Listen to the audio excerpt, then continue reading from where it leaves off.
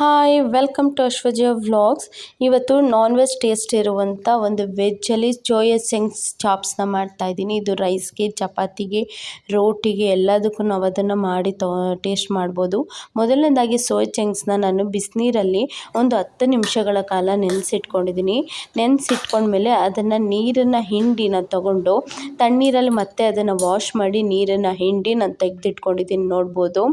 ಈಗ ಅದಕ್ಕೆ ಶುಂಠಿ, ಬೆಳ್ಳುಳ್ಳಿ, ಚಕ್ಕೆ, ಲವಂಗ ಮತ್ತು ಕಾಳುಮೆಣಸು, ಹಸಿಮೆಣ್ಸಿಕಾಯಿ, ಕಾಯಿ ತುರಿ, ಟೊಮೆಟೊ, ಈರುಳ್ಳಿ, ಸ್ವಲ್ಪ ಪುದೀನ, ಸ್ವಲ್ಪ ಕೊತ್ತಂಬರಿ ಸೊಪ್ಪನ್ನ ಹಾಕ್ಕೊಂಡಿದ್ದೀನಿ. ಮೊದಲನೇದಾಗಿ ಮಿಕ್ಸಿ ಜಾರ್ಗೆ ಈರುಳ್ಳಿ, ಶುಂಠಿ, ಬೆಳ್ಳುಳ್ಳಿ, ಚಕ್ಕೆ, ಲವಂಗ, ಮೆಣಸು, ಹಸಿಮೆಣ್ಸಿಕಾಯಿ, ಕೊತ್ತಂಬರಿ, ಪುದೀನ ಇಷ್ಟನ್ನು ಹಾಕ್ಕೊಂಡು ನಾವು ನೈಸಿಗೆ ಅದನ್ನು ಪೇಸ್ಟ್ ಮಾಡ್ಕೊತಾ ಇದ್ದೀನಿ. ಈಗ ಒಲೆ ಮೇಲೆ ಒಂದು ಪ್ಯಾನನ್ನು ಇಟ್ಕೊಂಡು ಅದಕ್ಕೆ ಸ್ವಲ್ಪ ಎಣ್ಣೆನ ಹಾಕ್ಕೊತಾ ಇದ್ದೀನಿ. ಒಂದು 2 ಟೇಬಲ್ ಸ್ಪೂನಷ್ಟು ಎಣ್ಣೆನ ಹಾಕ್ಕೊಂಡು ಸೋಯಾ ಚಂಕ್ಸ್ ತೊಗೊಂಡಿದ್ವಲ್ಲ ಅದನ್ನು ಹಾಕ್ಕೊಂಡು ನಾನು ಅದನ್ನು ಲೈಟಾಗಿ ಬ್ರೌನ್ ಕಲರ್ ಬರೋ ರೀತಿಯಲ್ಲಿ ಅದನ್ನು ಫ್ರೈ ಮಾಡ್ಕೊತಾ ಇದ್ದೀನಿ ನೋಡ್ಬೋದು. ಲೈಟಾಗಿ ಬ್ರೌನ್ ಬಂದರೆ ಸಾಕು ನಮಗೆ.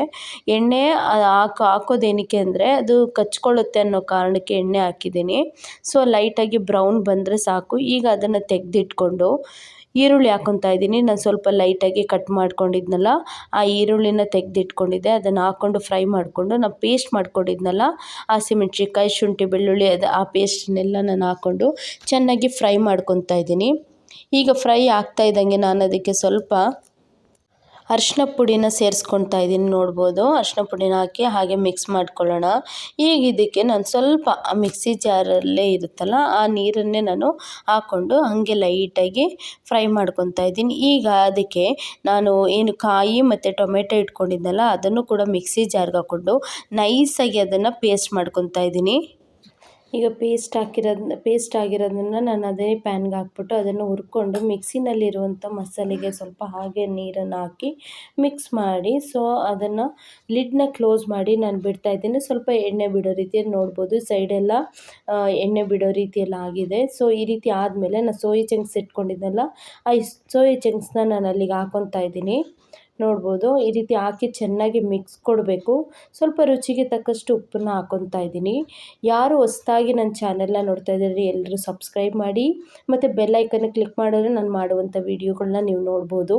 ಈಗ ರುಚಿಗೆ ತಕ್ಕಷ್ಟು ಉಪ್ಪು ಹಾಕಿದ ತಕ್ಷಣ ಚೆನ್ನಾಗಿ ಮಿಕ್ಸ್ ಕೊಟ್ಬಿಟ್ಟು ನಾನು ಅದನ್ನು ಸ್ವಲ್ಪ ನೀರು ಹಾಕ್ಬಿಟ್ಟು ಲಿಡ್ನ ಕ್ಲೋಸ್ ಮಾಡ್ತಾಯಿದ್ದೀನಿ. ಒಂದು 5 ಮಿನಿಟ್ಸ್ ಆದಮೇಲೆ ಅದನ್ನು ತೆಗೆದು ಮತ್ತೆ ನಾನು ಮಿಕ್ಸ್ ಮಾಡಿಬಿಟ್ಟು ಲಿಡ್ನ ಕ್ಲೋಸ್ ಮಾಡಿ ಒಂದು 10 ನಿಮಿಷಗಳ ಕಾಲ ಅದನ್ನು ಚೆನ್ನಾಗಿ ಬೇಯಿಸ್ಕೊತಾ ಇದ್ದೀನಿ. ಅದು ಇವಾಗ ಚೆನ್ನಾಗಿ ಬೆಂದಿದೆ ಅಂತ ನಮ್ಗೆ ಗೊತ್ತಾಗುತ್ತೆ. ಬೆಂದಾದಮೇಲೆ ಲಾಸ್ಟಲ್ಲಿ ನಾನು ಅದಕ್ಕೆ ಕೊತ್ತಂಬರಿ ಸೊಪ್ಪನ್ನ ಹಾಕ್ಕೊಂಡು ನೋಡ್ಬೋದು. ಕೊತ್ತಂಬರಿ ಸೊಪ್ಪು ಹಾಕ್ಕೊಂಡು ಅದನ್ನು ಮಿಕ್ಸ್ ಮಾಡ್ತಾಯಿದ್ದೀನಿ. ಈಗ ನಾನ್ ವೆಜ್ ಟೇಸ್ಟಲ್ಲಿರುವಂಥ ವೆಜ್ ಸೋಯಾ ಚಂಕ್ಸ್ ಚಾಪ್ಸ್ ರೆಡಿಯಾಗಿದೆ. ಇದನ್ನು ರೈಸ್ ಜೊತೆ, ಚಪಾತಿ ಜೊತೆ, ರೊಟ್ಟಿ ಜೊತೆ ಬೇಕಾದ್ರೂ ನಾವು ತೊಗೊಬೋದು. ನಿಮ್ಮೆಲ್ಲರಿಗೂ ವಿಡಿಯೋ ಇಷ್ಟ ಆಗಿದೆ ಅಂದ್ಕೊಂಡಿದ್ದೀನಿ. ಇಷ್ಟ ಆಗಿರೋ ಲೈಕ್ ಮಾಡಿ, ಶೇರ್ ಮಾಡಿ, ಕಮೆಂಟ್ಸ್ ಮಾಡಿ.